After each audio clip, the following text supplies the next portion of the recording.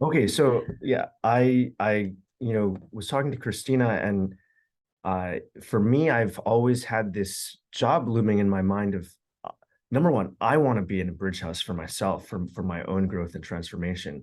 But number two, uh, and this is Meredith, we met at a community, living in a community together in San Francisco, and I always had this sadness while here of there's so much potential here, 20 kind of edge workers together, but no context of radical responsibility. And so for me, with this Bridge House project that we're planning, a lot of my motivation is really to create that and to just, instead of looking around like, oh, where's next culture? Okay, it's with me. And how do I just start creating and holding space for the culture that I want to be in? Yeah. And my motivation, in addition to that, is there's a space and there's an opportunity. And I've always envisioned doing something with this space, a farm in upstate New York, with about 400 acres, which is how much 160 hectares. So there's a lot of space for Wow. a lot of possibilities, and it's calling something. And this feels like the right opportunity to get started. And I also have a desire for a long-term community in this way. So this project is not only about the transformation for me, but also testing out this process in calling community and creating community. And learning, yeah, all of the group intimacy skills of how to really make a project last. Yeah, this is another one of our shared motivations, is like eventually building an intergenerational, really long-term next culture community. And so how do you build that skill to navigate and hold a group together as much as it wants to be together? And we'll see, the farm it's sitting empty, so it's kind of been holding this space of vacuum for for us, and we'll see what else comes out. And a huge thing for me is creation. And this space, I've been going to the space since I was 5 years old, with so much creation with my family, renovating it. And so for me, I have such a tie to building. And yeah, I just feel so alive thinking about this space being an opportunity for creation for others, and sharing that, because I think it has a gift to offer.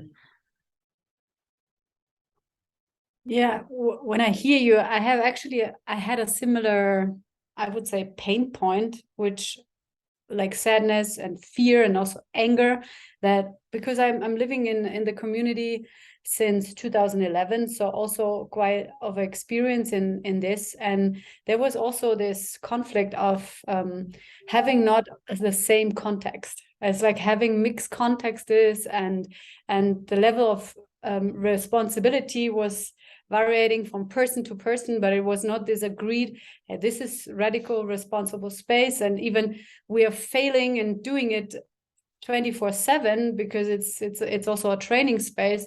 Nevertheless, it was never set like this is the bar, this is the commitment, this is the focus. So the level is about, I would say, adult responsibility, and I tried for many years to shift the community into the next level, and then realizing this, hey, I'm stopping to put the pressure on them, because shifting such a huge space of 35 people is like, it's almost like, yeah, you cannot shift the others. So then I came to this point in me, I really want this. So I needed to let go of this fantasy world that one day my community is shifting onto the next level.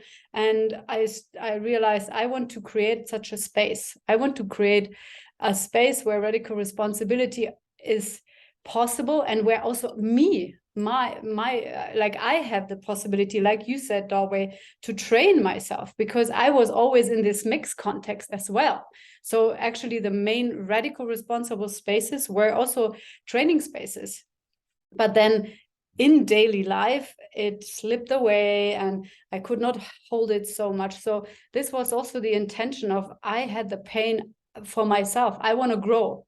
So this was the starting point of this bridge house, actually, in myself, to let go of the fantasy in the community and say, okay, I'm creating this on my own. And I asked Martin, hey, let's do that. Let's create something which is also a smaller time frame, not forever, and it's already a year, or it was too huge just to try. And so the purpose of having 3 months was, it was tangible. It was like, it was very practical. 3 months are also this, who wants to come into this space, and for 3 months and not longer, like 6 months commitment from people. It's also not so easy than for 3 months. So also for myself, still in the community and not wanting to go away from the community, but also to say, how long can I be away? Still having also this balance of, there's still the community, I have still my work there, or my responsibilities, but still having my own project. So this was actually the starting point, this pain of where to hold this radical responsible space. And then I started mainly with Nicole creating the codex. And the codex was, the base was the Bridge House Codex, which is online, and you can have just the draft, like the main codex. And then from there, we created our own, we threw things out, we rewrote it and formulated it. After you started the physical bridge house? Or No. Okay. Long before. We went, it was spring, I think we started, right, Nicole? Around spring. It was even like winter. Or winter, February, something. It was, yeah, at the beginning of the year, and then in September we moved in. But it was, yeah, this birthing process, or like being pregnant. I think these 9 months, it really needed to, to grow. Yeah. And I think it's reasonable to have 9 months. It happened that it was 9 months, but I think it's also like minimum 6 months of slowly preparing, finding the context together. And we met every week, every other week. Yeah, no, every week. And checked in and defined the context. And then Martin was more from spring, I think you were more present, but mainly me and Nicole, we were creating the context. And then from this, I created the homepage. And so it was out in the world, also the morphogenetic field, it was already visible. I shared the homepage, and so people got also to know it. And I think this is just as a bit of a history how it started. And then only at the end there was Gabriella, and in between there were other people like Anna Harrison and Habet. They wanted to join, and then they just accompanied for a while at the beginning, and then they had their own process. Do you have anything to share about, this thing of people, coming for a bit, and then, maybe the context just wasn't right for them, but ideally we would just, in our minds, we're thinking we want 7 or 8 people. And I have some fear about, there's not going to be enough people. And my question is something like, I would be afraid of diluting our context or something in order to get more people. How do you think that would work? Did you hold really rigid to the context that you created at the beginning? Or was it really open of, okay, if you want to come in and we kind of negotiate the context together, it's more on that end of the scale? So, okay, may I say, yeah, okay, I'm gonna go. I thought like we were holding the context. So it was also in the possibility coaching Bridge House. You can see it as we held the context, like Nicole, Martin, me, and Gabriella. And then this was the container, and people were actually moving into this field. So it was not negotiable.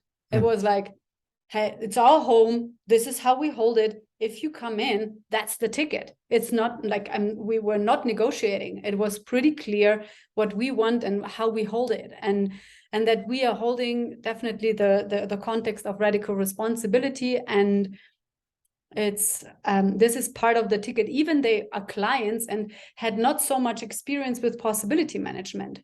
Still in this week, it was clear, hey, we are there for you to support you, but in the context of radical responsibility, we are not nice. Yeah. We are giving you feedback, coaching, also at the dinner table and the lunch table, breakfast table. Like we speak what we see is happening, and we are not letting something slip. And the coaching bridge house was that there were different spaces. Like the clients, they were coming really for their healing and integration and transformation. And we were there. It was like they were coming. It was a check-in at the beginning of the week, and then we coaches were available. And every morning they would say, "Oh, I want to work on this, Nicole. I want to have a session with you." It was not us offering, but they also need to take radical responsibility and speak up. If they did not ask, they did not get a coaching or a healing process. And so they could also grow into asking and negotiating intimacy for their healing and transformation. And next day they would say, "Oh, Martin, I want to work with you." So this was the healing and coaching part. But then besides that, we created these 6 different possibilitator weeks, which had different different focus, different purposes. One was the Taurus technology training week, one was radical relating week, another one was the reading, and another one the writing week celebration. And what did we had? We planned a nomade gathering, but that was not really happening. But anyway, it was like it had these different flavors, and their possibilitators, which are already practicing in daily life possibility management and want to practice different skills, they were invited. And then it was kind of a lab, but not like it had lab style, but not in this sense of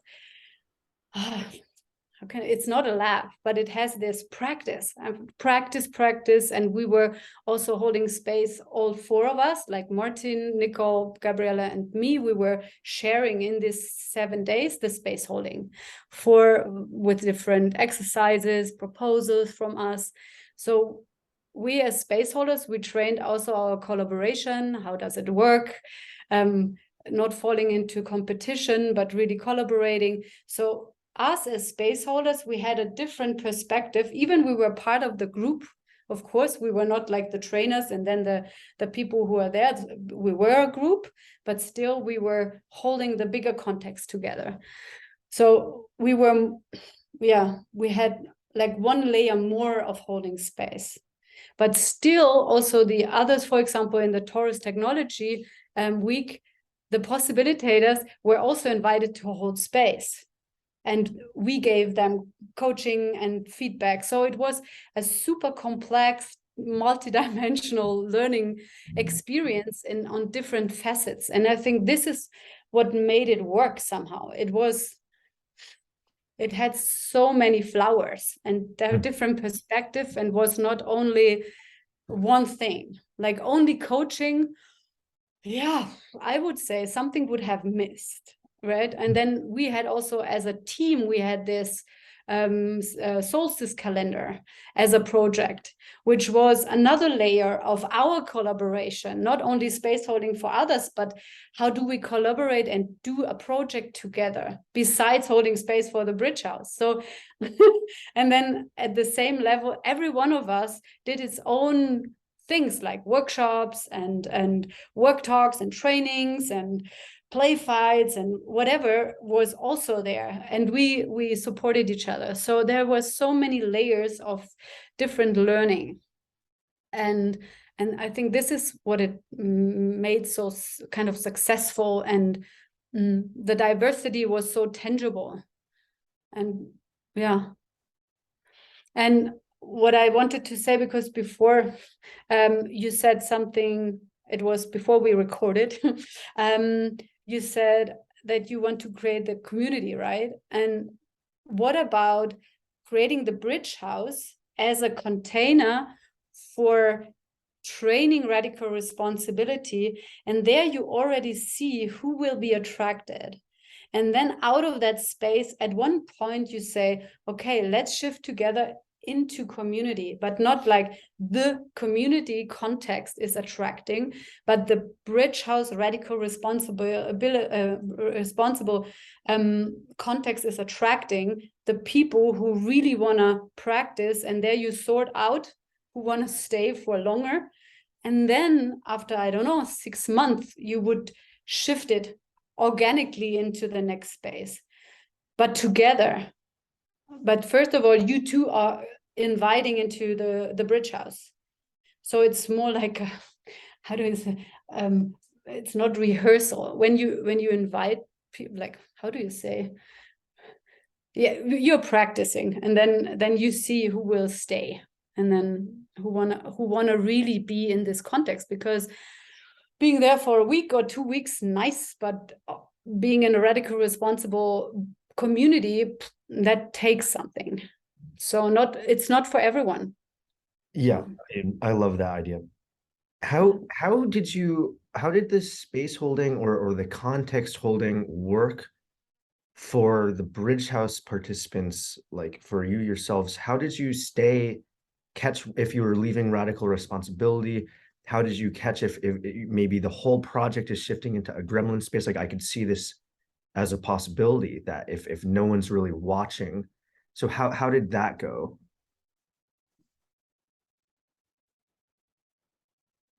Nicole, go ahead on Martin. I could say something, but I want to let you also the space. Okay, what I perceived was this, like, this being aware of, like, everyone was being aware of what is going on, and this being radical honest. When one member, for example, when I was kind of slipping off, like when I was going out of the team, there was brought in the team. Okay, we had a meeting and we check what is going on, and so there's this like constant check, like who sees that there is something going on, like this inner tension or inner expression of something is going on. So bringing on a table, like what is going on, and then comes this. I think it's like bringing it on a table, like as an opportunity to speak out what is going on, brought a possibility that the people kind of connected or get on the same boat at the moment where it was spoken out. So, for example, when I was shifting away, or I was kind of shifting away from being in the group, then was, I don't know, someone who brought it in. I think Christine called, or Gabriela called in, and they opened a space for me to kind of discover what is going on. And they were how to say, like, persistent. I don't know, I would say persistent, not to slip the space away, like this persistency of, okay, what is really going on, and not letting me slide away, and to really bring it on the table.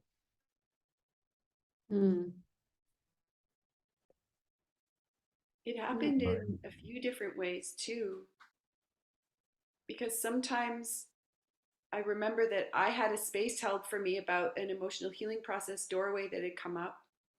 And during that process, I noticed things about how I was showing up in the Bridge House, and brought that to the team, and asked for help. Like, because I think that we really were a team, and there's so many inner parts of each of us that were avoiding being part of a team some of the time. And when those parts became active, it really did have consequences for the whole team, and they weren't the consequences we wanted.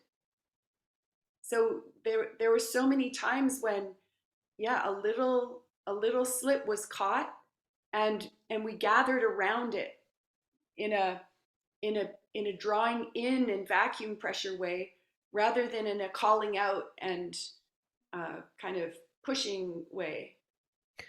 You talked a lot about this vacuum pressure in the previous recording. Would you say a little bit about it here? it really is. It begins with that question of like, what's happening for you? I really want to know. And staying with the question sometimes, 2 or 3 times before the person really starts to feel something, because there's this numbness, because all of these old, this is how boxes work. And each of us grew up in a home where we built our box to survive the and to numb ourselves to the pain of how it was going in our home.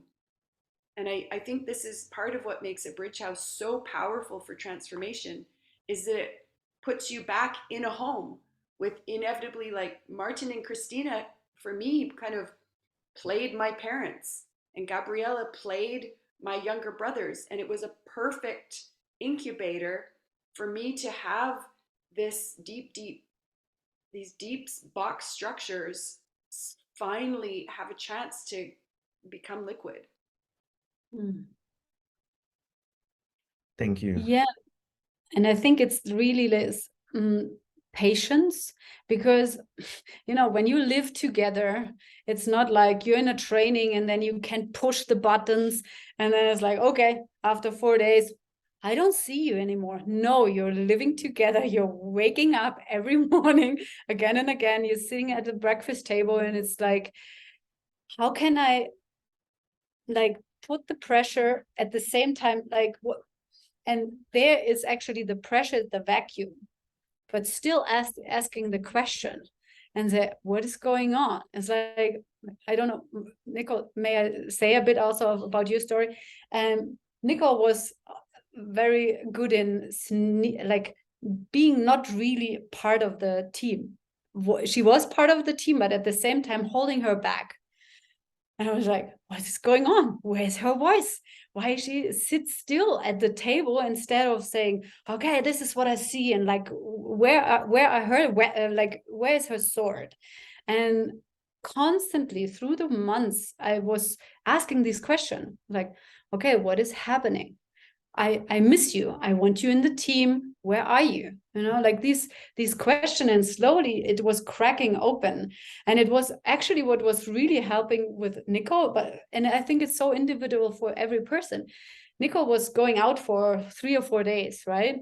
And then she came back, and then there was another shift. And then somehow this outer perspective and coming back and seeing what she's creating, you can say more about it. And I pointed out, hey, what, you're even more away than before. What is going on?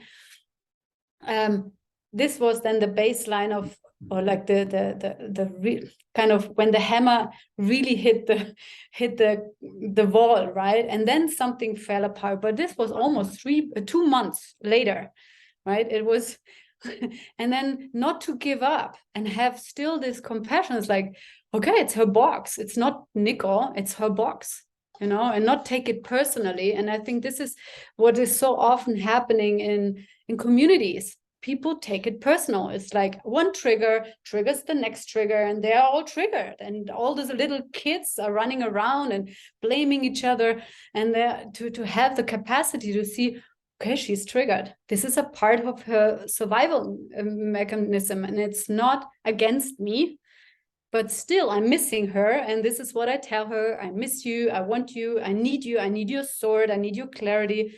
I know it, you have it in the training space. I need it at the table, also in this training space, because when there were clients, it's like her voice was missing. And then the last weeks, it really shifted around, and she was present, and it was. But there was some processes on the road, so that this was possible, right? And I think this compassion and being clear and have a heart and a sword at the same time is really necessary to, and this is what I think, Nico, you say, of the vacuum learning, like this, how did you call it? Persisting vacuum learning or something. Yeah. It's constant. Constant, yeah. Vacuum where it really got through my box that this was the team I always dreamed of having. This was how I always dreamed living could be. with a team, with a family who really were far more interested in what my being was bringing than in me behaving or doing it right or following the rules or doing it their way. Mm. Yeah. You wanted to say something, Martin? You started. Yes, what is the next question? Meredith.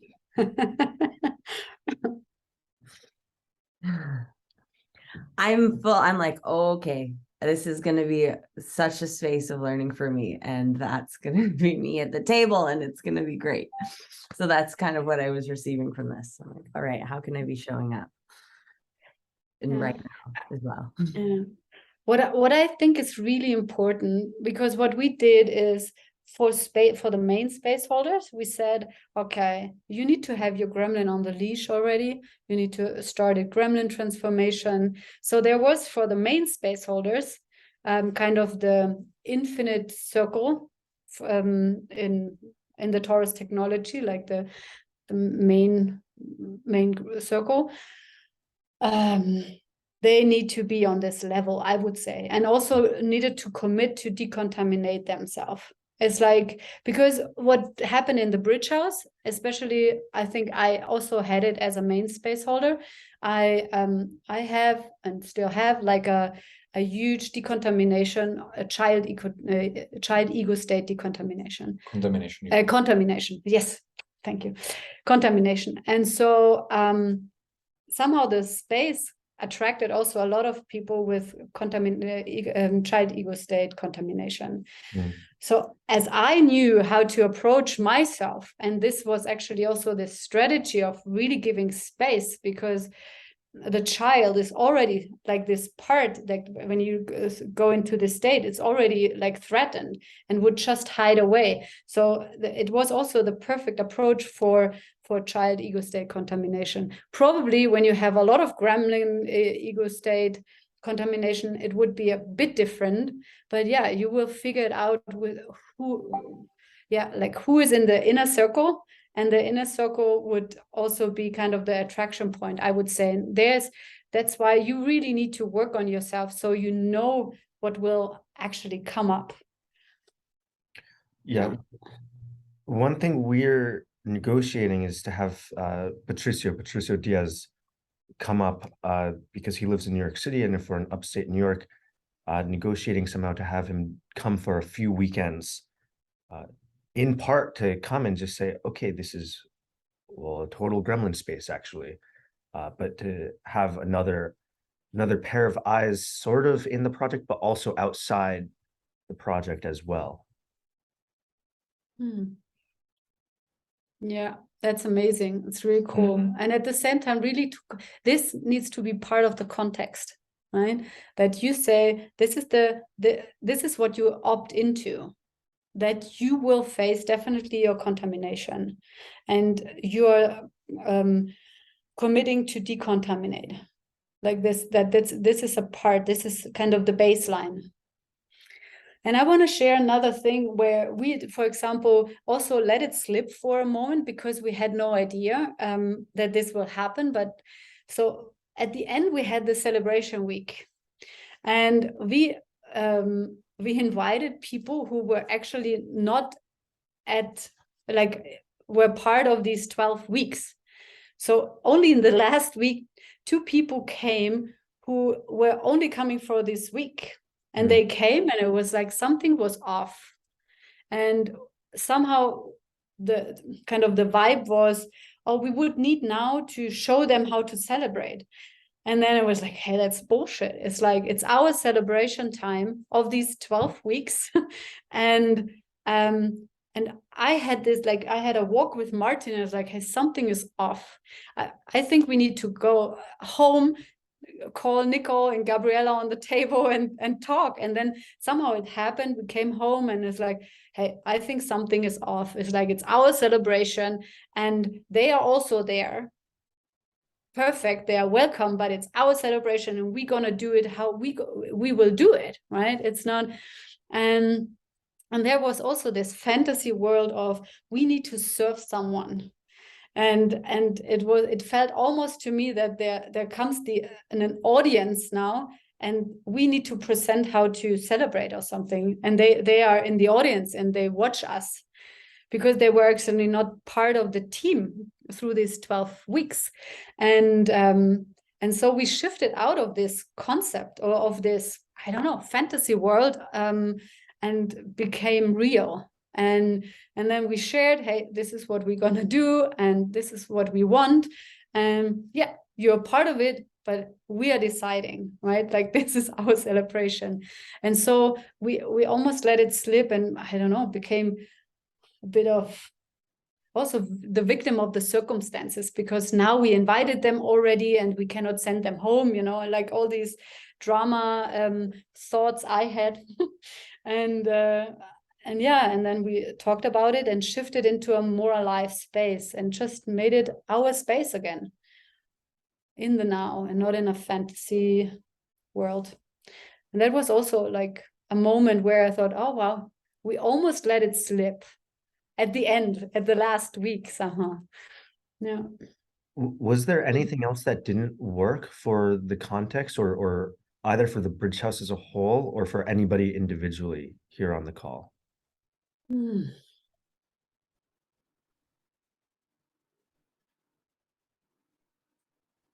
my God. One thing which is coming is also this plan. What you said, having the plan, that's something we work. For example, our planning to have a nomade gathering at the beginning, and then actually finding out it's like it doesn't work because we need time to get in. We had online calls, but now we are physically together. So we as a team needed to have a space for tuning into how preparing the space, opening the space for us in the house. So I didn't say it didn't work kind of to have the plan and to stick to the plan, because we find out actually there was a plan, but we needed to change the plan. So actually we were then more focusing on being together and creating the connection, physical, like being in the space, than accepting that there is no nomade gathering. And I think it was also the same with the celebration week, when we realized that we had a plan, we want to invite people to celebrate with them, but in the end we realized we want to celebrate, this is our celebration. So then shifting the space, the purpose of the space. Mm-hmm. And I'm not sure if it's like to say if it didn't work, it's kind of learning from this, being flexible and realizing that the plans are one thing, but actually what is the reality then is what is about to live. So Mm-hmm. I also want to hear, maybe what didn't work from Nicole, but I have a question come up immediately of, was there ever the situation that somebody in the Bridge House really wants to bring this project idea in, and for everyone else, it just obviously does not fit into the context? And how do you negotiate that type of conflict if it came up? But also that happened in a, maybe not in such a dramatic way. There were a lot of single mothers who were reaching out through the whole project from before it even really got going. Like Habet and Anna are both single mothers, and there were other single mothers who were reaching toward the Bridge House, and I wanted something to happen about that. And when there was a conversation about it, the opening didn't quite become obvious to me. And eventually it seemed like my sense was, this isn't for this Bridge House, this isn't for this time and place. And it got sticky though a little bit, because I was giving my center to Christine, wanting her to give me permission to go ahead and kind of take the lead on this project. But I wasn't, even when she said, go ahead, make a proposal, take the lead, I'll have your back, I'll be on your team about it. I didn't have the energy wasn't there for it, or the impulse wasn't, or maybe my box was in the way, and in any case, how it went was how it went. And that was the closest that I could think of to an example like that.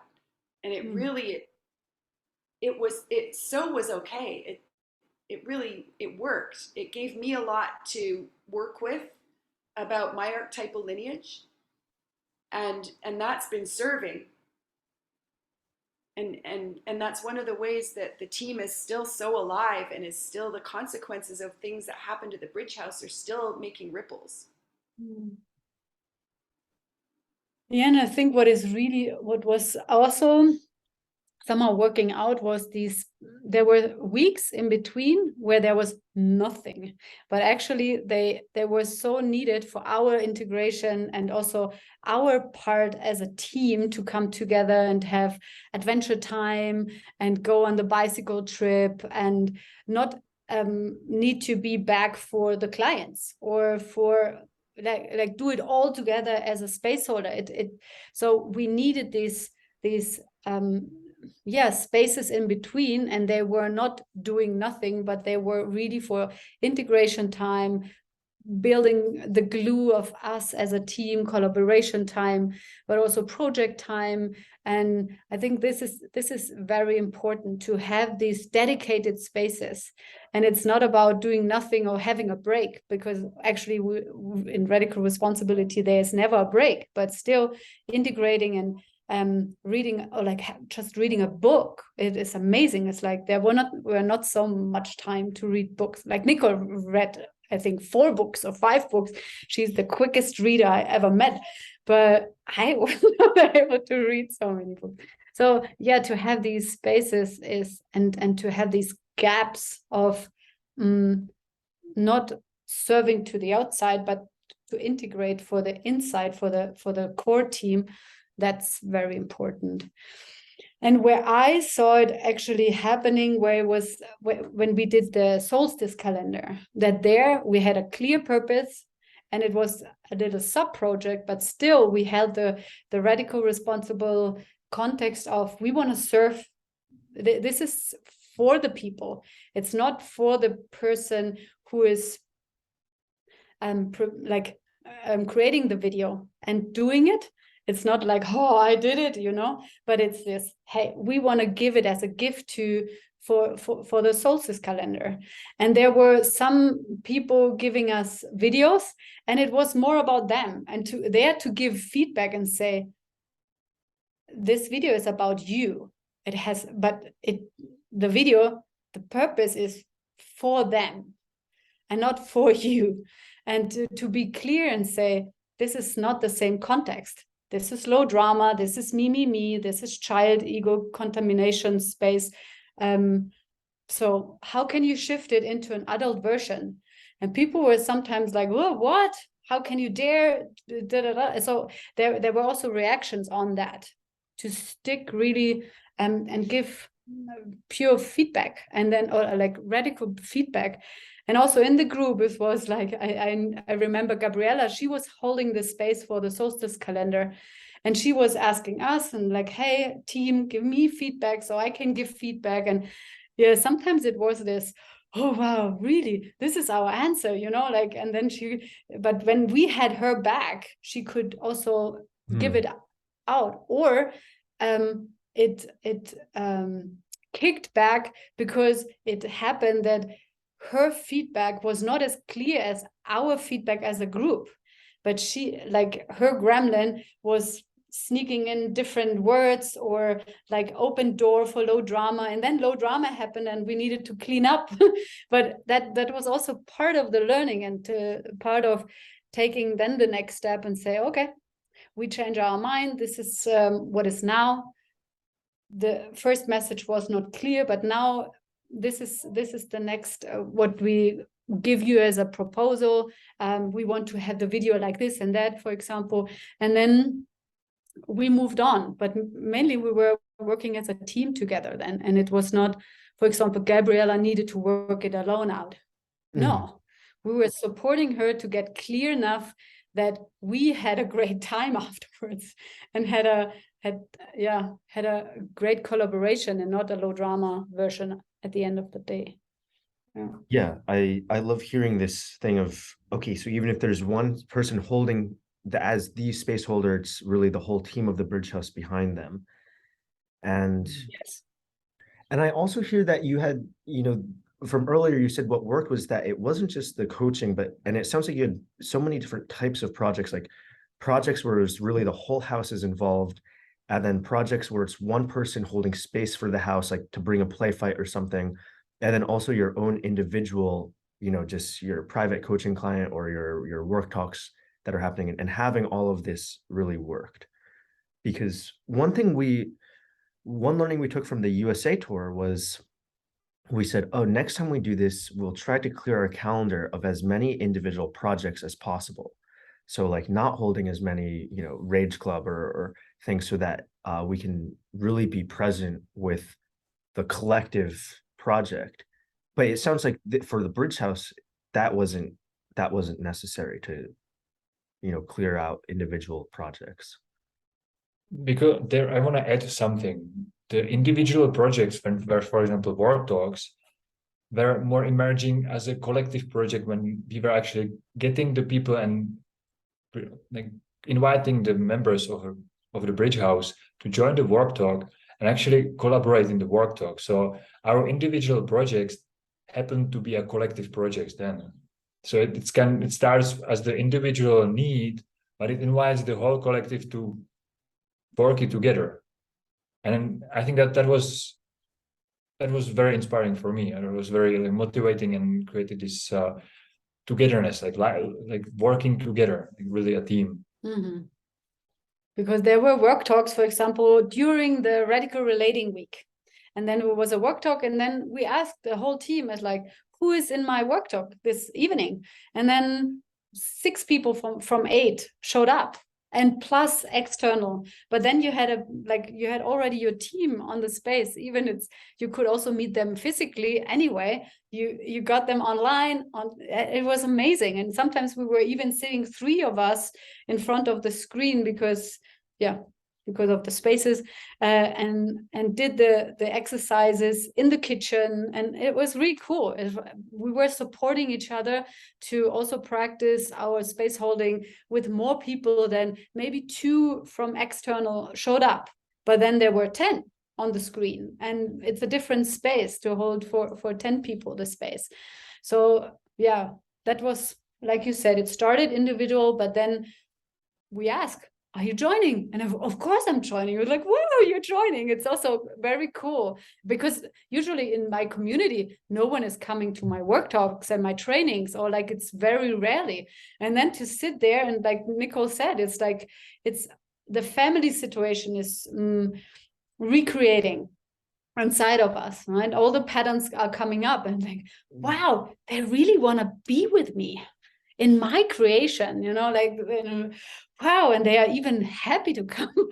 And yeah, that's a really, it's a different learning experience in the cells. It's really very on a deep fundamental level. I think the tectonic plates we put as a child are really moving in this house. Like the fundament is shaken, but also rearranging it into a kind of a more healthy way of, organic, healthy way of being and living instead of surviving. Yeah. Even in the last week or so, there was one thing that could have been called an individual project. Christina was holding space for a Rage Club as part of a online summit, and even though it was only Martin in that digital space with her as the tech guy, the whole team was behind her. We'd been hearing about how the registrations were going. We were there when she was feeling all the fear before she went into the call, and then after we were like, how did it go? And there was this massive celebration. So it's as if doing an individual project can't exist anymore, because the field is so collaborative. I'm so excited by this thought. Yeah. But I think it's also that it has a capacity, because 4 is very intimate. I think maybe after 10 people, maybe this also that everyone is really on the team will also be more diluted, right? It's like, I don't know. It's an experiment. Like, because I have only the experience of 35 people, and they are not everyone is on your team. But I don't know when kind of at which size of the collective it dilutes a bit. I don't know. This you can experiment with. But 4 people, 5, 6, I think it's still like we were mainly 7, 6, 7, 8 people in the possibilitator weeks, and there we were really still like on one project. No one was like, oh, I'm gonna do something else with this person. No, everyone was really together. So my guessing is after 10 or 12 people, maybe it will fuzzy more out, or sometimes there are 2 groups or 3 groups even. So yeah. Do you want to know?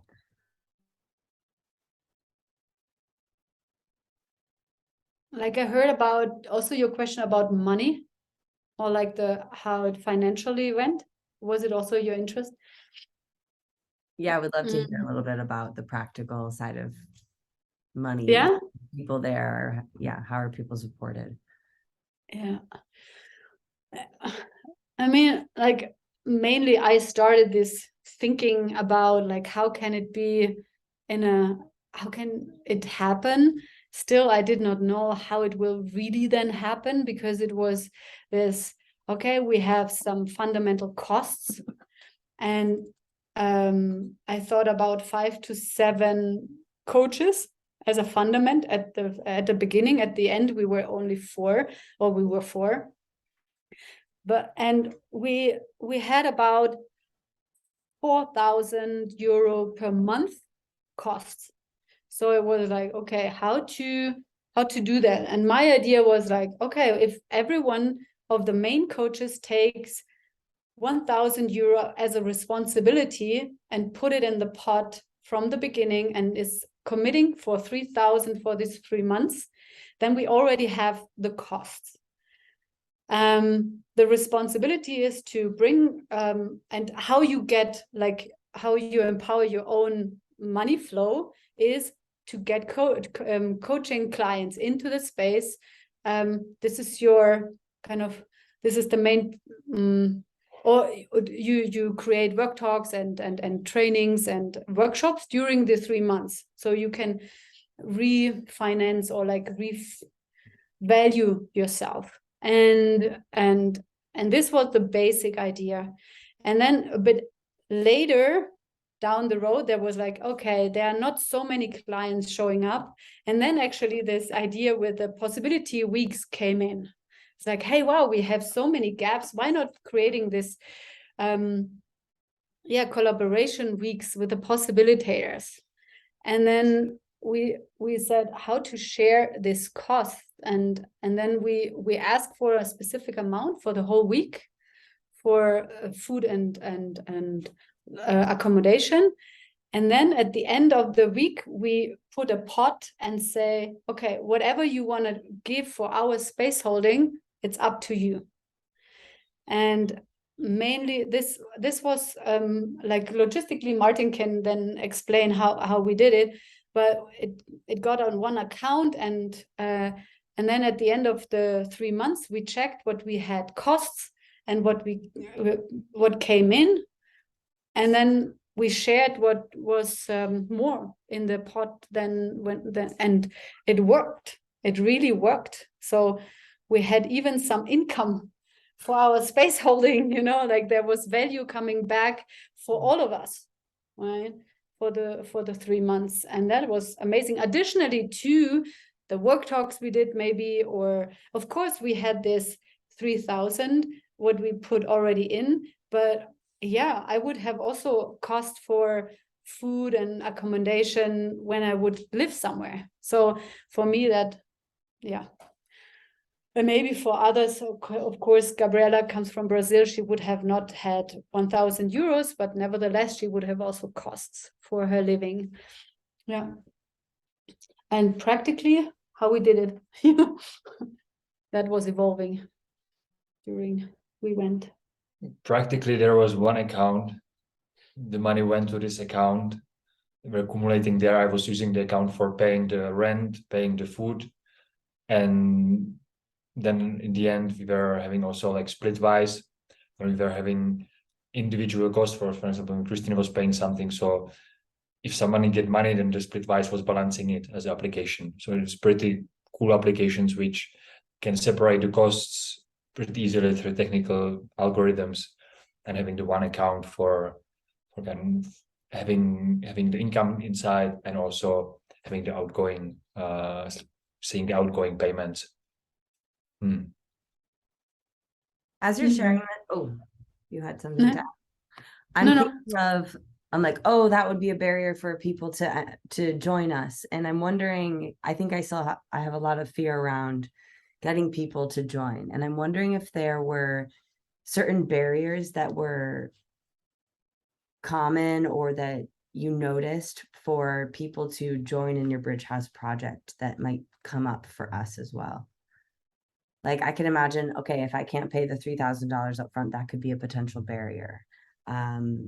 Yeah, were there others? I think you can negotiate with them, for example, because Gabriela, who was joining, she also didn't have the money at the moment when she was joining. But it's about being in contact with the person, negotiating with them. Okay, what is your proposal? What is your proposal? Actually, I like what Christine said, creating the vacuum question. What is going on? Like, why you don't want to join? What is the story that you don't have the money? What is the story that you think that you cannot pay that now, like such money? And open the space for them to discover what is there, because there is a lot of kind of healing. And at the same time, being clear for you that this is the value you need. Kind of in the context setting, this is the value we are putting all in, or like having this clearness in you how much money it costs you. So then you can negotiate, or you can invite, like, be in intimate negotiation with the people what is really going on. And maybe they will say, okay, they will need to do some processes, and maybe they will come in 14 days, maybe in 1 month. I don't know. Maybe they will come back, or maybe they will not come back at all. We also had a few people who wanted to join, and then in the end they didn't join because of a lot of work they needed to go through. Yeah, and we had actually Gabriela, she was an apprentice, but at the end of the day, we said, okay, even an apprentice commit to the same amount. And at the end of the day, we were really just a team. Even Gabriela was like, the distinction was Nicole, Martin, and me, we were already like coaches. Like we had all the training and did the training. And Gabriela was doing the training while we had the Bridge House. So that was actually the only distinction between us, that she learned how to hold space, and we were more the space holder also for her. But it was this, she put the same money in. But Nicole, maybe you want to share, because you had also this story of like, oh, how can I even come, and then like, yeah, do you remember? Yeah, one of the calls in the spring, I had committed to going, and I didn't know how I was going to bring the money part. And again, this was such a transformational experience, and a team building experience, I think, too, because I put it on the table from this pain of, I feel scared that I've committed to doing something I actually can't do. And then the conversation and the process that unfolded was just a possibility creation conversation and a transformational conversation.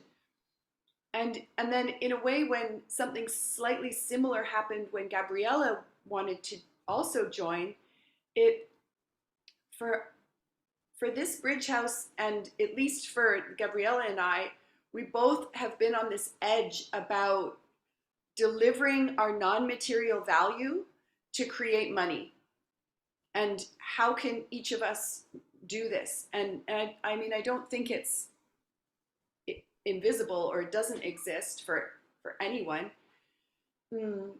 But the real bringing it down to such clear basics about I need to pay for my costs wherever I go. I will have accommodation, food costs, transportation costs, you know, my basic costs.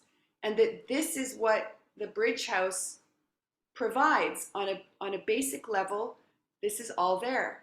And then it's about the non-material value and flowing power and creating possibilities for each other and really like living it, not just planning to live it or thinking we are living it and saying we're living it, but actually living it. And this was woven in, and the extraordinary experience that I finally got to have in my life, where money wasn't the central conversation in the home. It wasn't about what we could afford, what we couldn't afford, what I should be doing. It was really the money was taken care of. It was set up and it was put to the side, and money didn't exchange hands in between the Bridge House team. It was really on the edge. And even the people coming for weeks, whether they were clients or possibilitators, as they came in, some money got handed over, and then as they went out, they could hand more over if they wanted to. Mm-hmm. It was a really like a next culture dream for me to experience that being alive was at the center, and creation was at the center, not how much money, who's got it, who's fucking up about money. Like, it just didn't go that way. Mm-hmm. Totally. And what was also, of course, we made like an average amount, and for the possibilitators for the week, or actually per day, but mainly it was like the 6-7 days which was happening. And sometimes we did something in the city, and then we went for lunch or for dinner, and then also to say, okay, like what we pay it, right? Like this is the Bridge House. The Bridge House is paying it, or like this no one, like not individual, everyone was paying, but it was like, hey, this is included, you know, and I don't know, it's not about thinking so much about the money. Did this, you know, we're all together, that just happened organically from the start? Yeah. Okay. But yeah, like we proposed, for example, in the Radical Relating Week, we thought about like, hey, what do we do? And then they arrived on Saturday, and then on Sunday we went to the city of, what was it? Budweis, yes. We went to Budweis and had our chair and a table and our flyers and our tissues and stuff. And then we opened an intimacy cafe. And even they just arrived, they were throwing into the grinder, right? And it's like, whoa, how to do this? And of course, then after we worked well and had fun and extraordinary space, we were hungry, and then we went to have dinner. And that was so really organically happening. Go ahead. No. What is your question? You opened with Intimacy Cafe, you closed with the Celebration Week. Was there any other, I don't know, structural waypoints that you put into the schedule? Like, I don't know, midway feedback session or something. No. I don't know. Taurus technology. Breakfast, lunch, and dinner. That was the main thing. And there was so much happening in breakfast time, lunchtime, dinner time. It was like there was so much radical, responsible conversations, extraordinary conversations happening. And there were, every week there was a surprisingly short whiz-bang cleanup, where the whole team went into whiz-bang mode. We cleaned the villa from top to bottom, and it was done. Yeah. And it half an hour, 40 minutes max. And you remember to exit every time. Yes. Yes. I have one last question, but do you have anything else you want to know? I want to add something. I think what was really also, and it's a bit my neck, it's having really amazing food. I think the physical nourishment, like I was not, oh, we need to check the like low level costs and cheap or something. No, it was abundance thinking, right? But also abundance in the way of healthy, like fermentation stuff and good soups. And we had every evening, like that was also kind of structure. We had in the breakfast, we had mainly porridge and yogurt, a bit like lab style. Sometimes like when we were alone or four, we had also sometimes bread and a bit more or no breakfast at all. And then lunch was more a bigger one, and dinner was always soup with something. So we had actually, I don't know how many, 90 or 85 different soup types, because every soup was different. There was a double. And so yeah, the food, the nourishing part was very important. I said from the beginning, I want organic food. So I researched a lot to get online organic food to order. In Czech Republic, it's not that common to have organic food or dedicated as this is labeled organic. So I did a big research to do this. Yeah. So that was also important.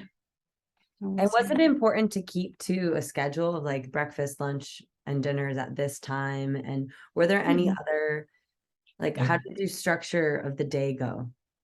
Especially when we, for example, when we did this possibilitator week, like the practice week for radical relating or for Torus technology, the structure kept the rhythm for us. It was important that we have a structure. It was this, okay, we work, then we have a working time, then we have a lunch, then we have a break, then we have another working time. It was a little bit like lab style, and it brought this intensity to work together and bring us together and discover things. And also with the clients, it brought this kind of phasing the day. So it was helping us. And there, when we had our team days, it fell down and just broke down the structure.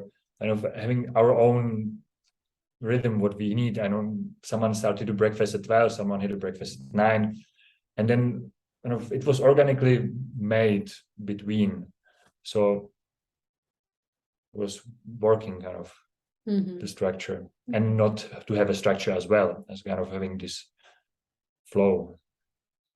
Another thing logistically that helped bring structure to the communication channels was we had a Telegram group that was the core team.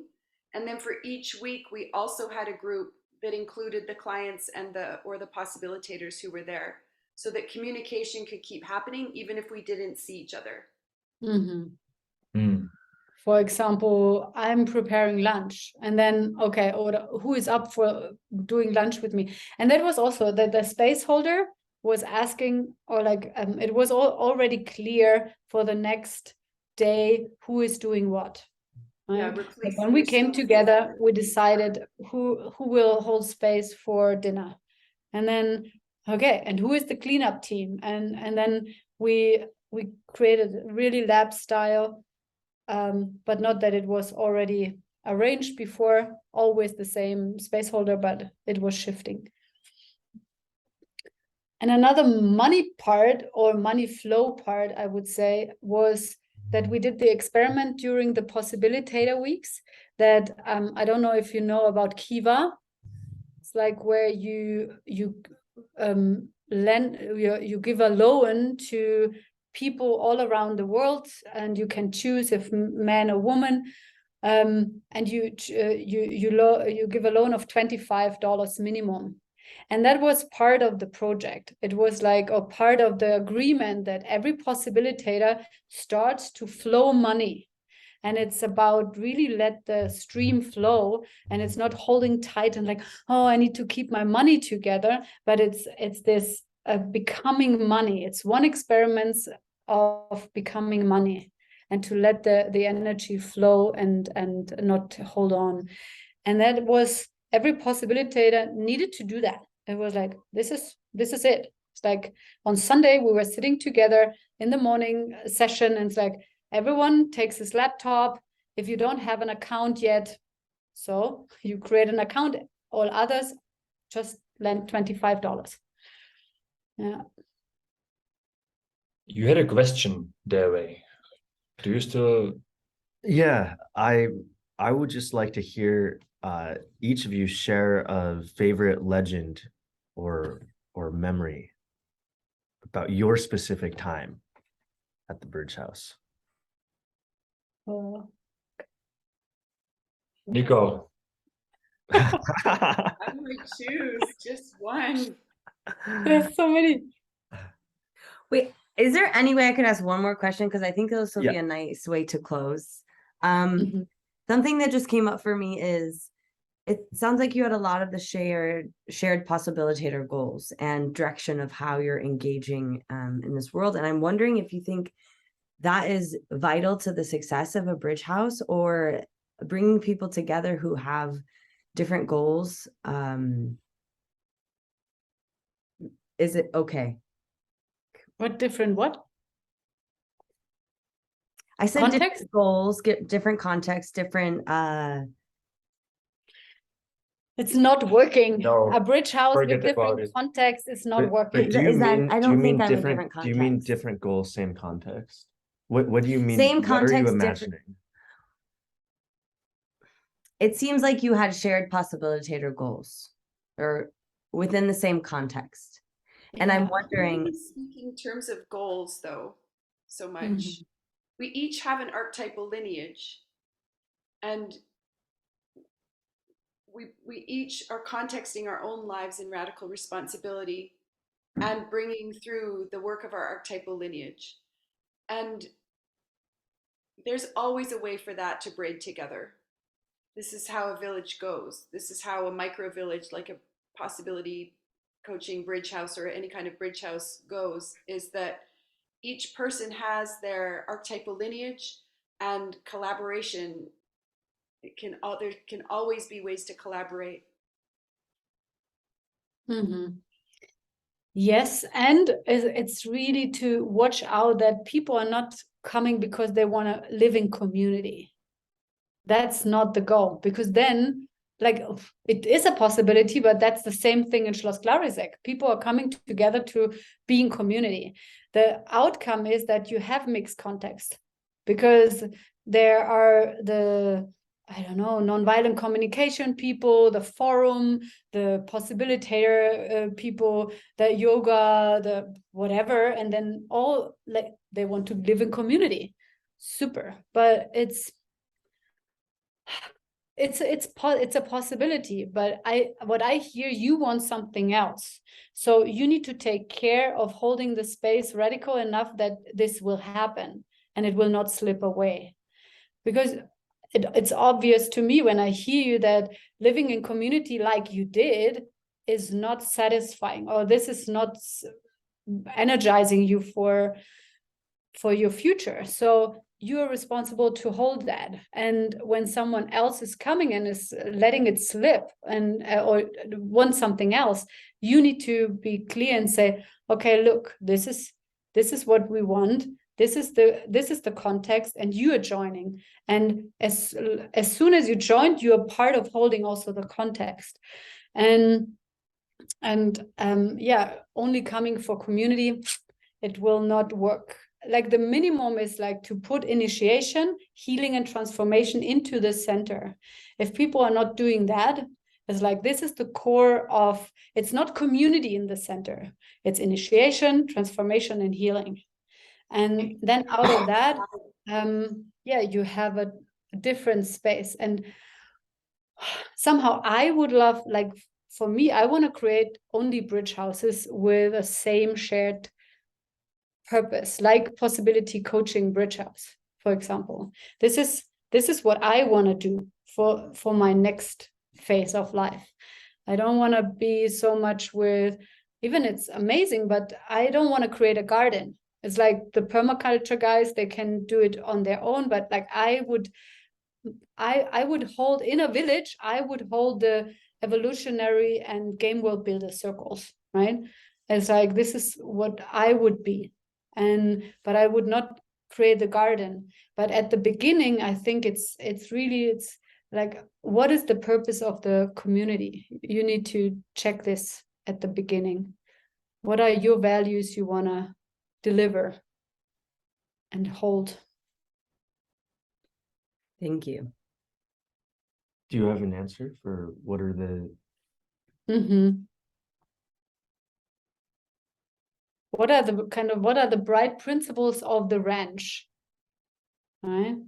Of this space, also from the space. Like what wants to come through in this space of the ranch, what you said, of this farmland.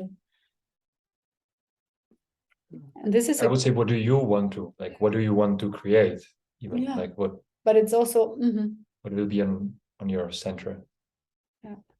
And this is it's a research also for then the group, which condensed itself around this to hold space for the next phase of like living in a community. Yeah. Or living together, and then community is the outcome of that. Yeah.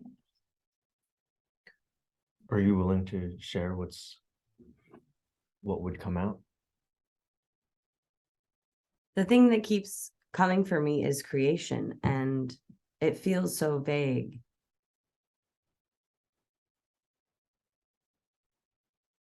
Like the things that light me up so much, of course, within this space of transformation, I notice when you're like, yeah, the food, the fermentation projects, the giving, the nourishment, those components of this space really light me up. And for me, that feels like not just gift giving and like managing others, but I do think gifting and creation and the aliveness that comes from the gardening, that component for me is very real. And I haven't quite distilled how that's what's there right now. Yeah, and I think it's really like, go with the question, like, what do you want to hold? And while you have these conversations, it's like, there are these questions. There's a homepage, Game World Builder, mystrikingly.com. And there are these game world building questions, which you can ask yourself in a conversation with Dawei, with others, and to get more clear, what is the real purpose? Because, for example, inviting people to this ranch as kind of a seminar center, or like that a seminar center is part of the project, you will attract so different core people than if you say, we are working only online and we want to have a garden, and then it's so different. It's like, what do you want to have as a team? And first of all, you need to get clear, or you both need to get clear, right? No. And some of this, I think, moves into the territory beyond Bridge House and into Village. Because on the new map of responsibility is about what you can do and what you can't do, what you want and what you don't want. And there aren't very many people who can grow enough of a garden to feed yourself all by themselves. Every now and then there's someone who can do it. And usually it's because other circumstances make it possible. So when it comes to a bridge house and what makes a bridge house work, and then what happens when, say, a bridge house becomes 2 bridge houses, and then there's however many people, and then more projects can start to exist that are part of a Gaian eco-village. You know, a Gaian eco-village, we don't get our food from the store. We might get our food from the storehouse of the Gaian eco-village of food that we raised and traded on our adventures. So the parts that come in around bridge houses to create a Gaian eco-village, I think, are very different from how eco-villages are being set up these days, and even farms, how farms are being set up these days, because that survival is at the core. Money is at the core because money means survival. And this is something completely different. Where transformation and evolution and radical reliance on bright principles and Gaia and on echo are really what the priorities are, in a way. Because as soon as someone starts to go and do their creative project, if that's got gremlin or child ego state contamination, the project won't roll so well. Yeah, and as far as I see, like, start with your own bridge house, like fermenting, like use the space as your radical responsible space and be the bridge house to get clear what is the next phase. And then probably like you will get a team who commits and say, okay, we really want to create together. We want to stay together. And then probably will create part-time a bridge house where people can join, like for 3 months or 6 months, and then this bridge house closes the door and you have your time as a group, and then maybe once or twice a year you're opening the gates for people coming to live with you, because you are holding the space as a radical responsible team, or like in the radical responsible way, and they can be there 2, 3, 4, 5 people, but then they also leave, because this is a bridge house for, right? They come, they ferment, they transform, and then they go out in the world, and the best version is they would go and also make bridge houses, right? Like you are the example, and they become bridge house builder while they are at your place. But first you go through this process on your own, so you get your own reference. So my question would be, what's your next experiment? Like, create a next experiment. And maybe that's just like, I mean, everything's an experiment, whether it's a conscious experiment or not. You can turn your next month or something into a more conscious experiment where there's a purpose and a beginning and a middle and an end, and then the research that comes out of that is used to create your next experiment. And when your next experiment is, this bridge house, maybe it's part of already your next experiment, because you're talking about it, you're doing research about it, you're collecting information about it and possibilities, and then create your first bridge house or your next bridge house experiment using all of the research that you've already done in these community houses, which were maybe in a way a bridge house, but not contexted in radical responsibility. So it sounds to me like really the hump that you're kind of, the level you're going up is about the context of radical responsibility.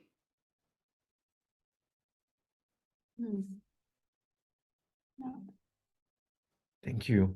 Yeah, there's a lot to work with there. yeah. And I'm super open for give feedback, coaching, whatever. Or like if you have questions, just reach out. It's like, this is what we are for.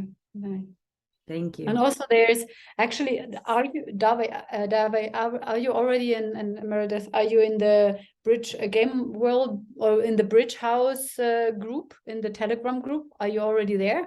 I didn't know about this. I will add you. Definitely, because there, yeah, you can also reach out to all the bridge house space holders, or in the making, all the bridge house builders in the making. Yeah. Cool. Okay, favorite legends. Oh, the legends. Go ahead, Martin.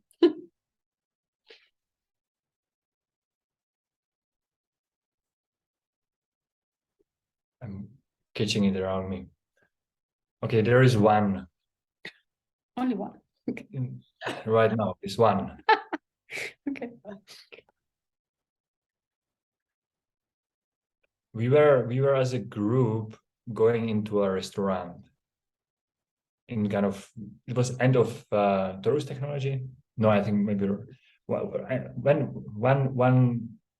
one ending of a week, and we had clients here, and we went into a restaurant, kind of busy restaurant, for a burger, just enjoy the food, and we sit in a corner, and I think we were 5 or 6 of us sitting there at the table, and the restaurant was slowly getting more filled with the people, and we were sitting there and sharing how we are at the moment, what is going on for us, what is working, what is not working. We created this bubble around us of a space where we could get vulnerable.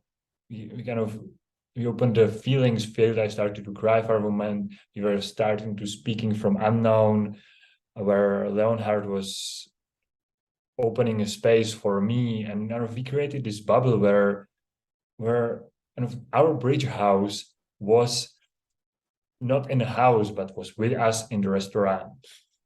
So the space, we took the space with us, and the people around were like just noise background, sometimes looking at what is going on there, what is there, and we took the space with us. And it's one of the legends for me, really the capacity to build the space wherever we want. Mm.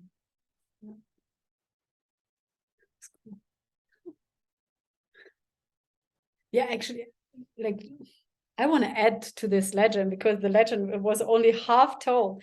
It's like Martin went into the process totally liquid in this space, and we were holding all 5, 6 people, we were holding space for him. And then he discovered this pain, that how he treated his sister.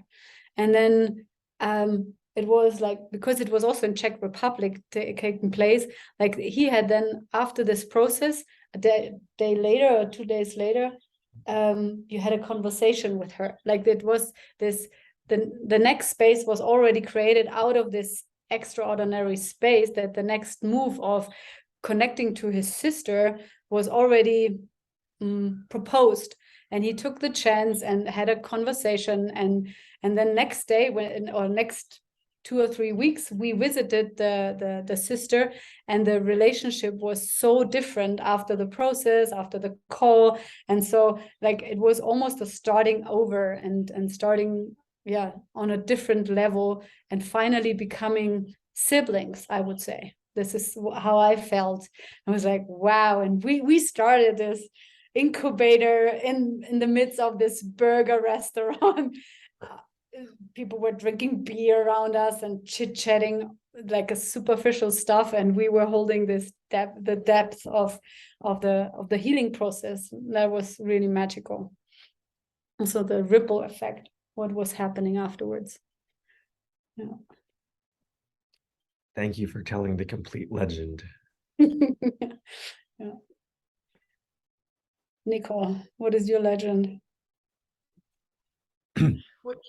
What comes to mind to tell is how somewhere in the first 2 weeks, 2 weeks before I came to the Bridge House, my eldest son tried to kill himself.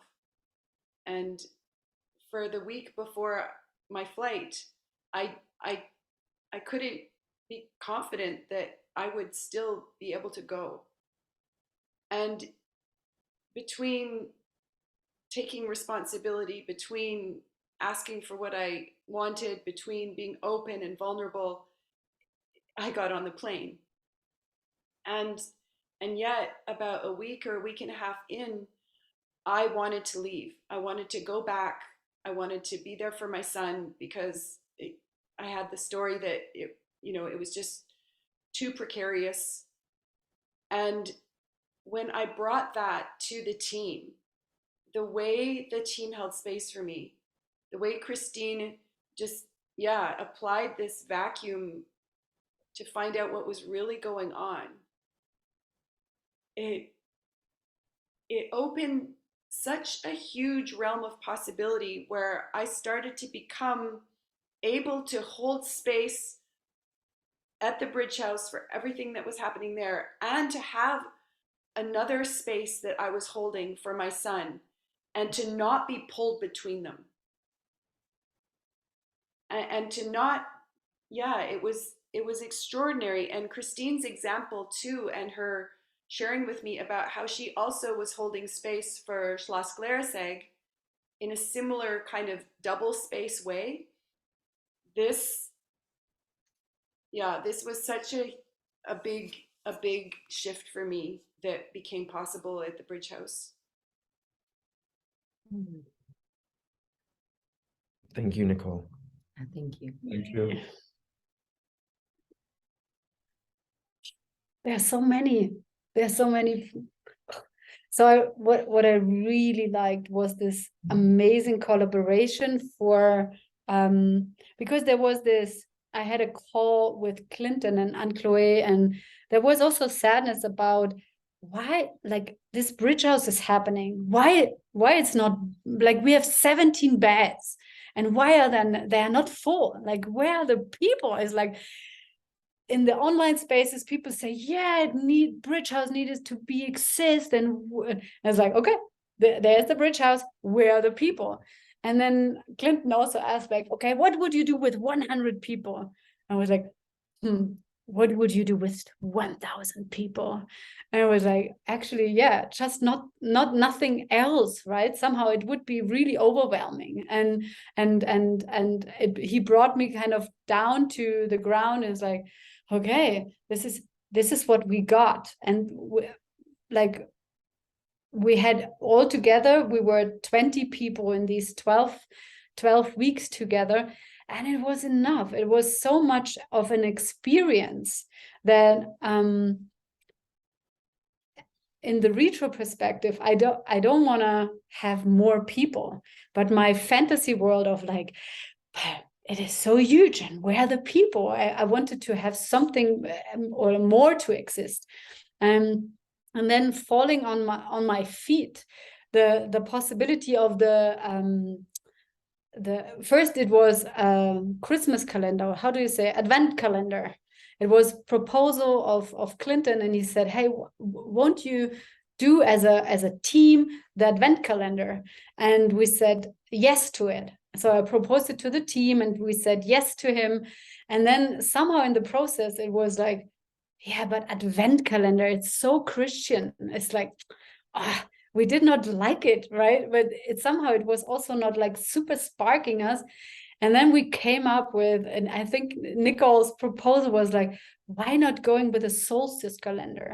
And I was like, oh, wow, yes, that's amazing. So let's do a solstice calendar. And so we took over the idea also from Clinton, which was also very empowering, right? Like to say, no, we don't want an advent calendar, but we want like an advent calendar. We'll do a solstice calendar. So to shift out and do our own thing and take ownership. And then from that time on, it was really flying, and we created 21 videos from scratch, and within 2 weeks or something, it was, or 2.5 weeks. And that was amazing. And also the collaboration we called in the village, and it was not only us doing it, but say like, hey, who want to support this project? And yeah, it was a really also a multi-level learning of how collaboration can happen and what was happening. And it was such a success, and I really love it that it's out there. People can watch it still in 10 years and have their experiments out of that. Baking apple strudel and creating like the do-it-yourself wallets Martin and Nicole were proposing, and learning about whatever, all these radical relating experiments which were also there.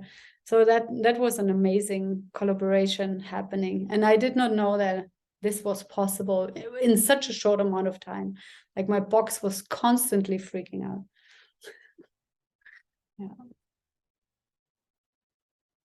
Yeah. So cool. Yeah. Okay. Thank you all for joining. Thank and you so much. sharing so much valuable information. Thank you for reaching out and also going on this path. It takes courage to go and build the next bridge. So when are you moving into the flower? September 10th. Right after Okay. Poland Lab. Oh, amazing. Perfect. And we'll refine our whatever's brewing and continue letting you know how it goes. Yeah. September is a great time to start. Yes. To work for us too. Okay. Cool. So see you in the next space. Yeah. Bye-bye. Thank you. Bye. Take care. Take Bye. care. Bye.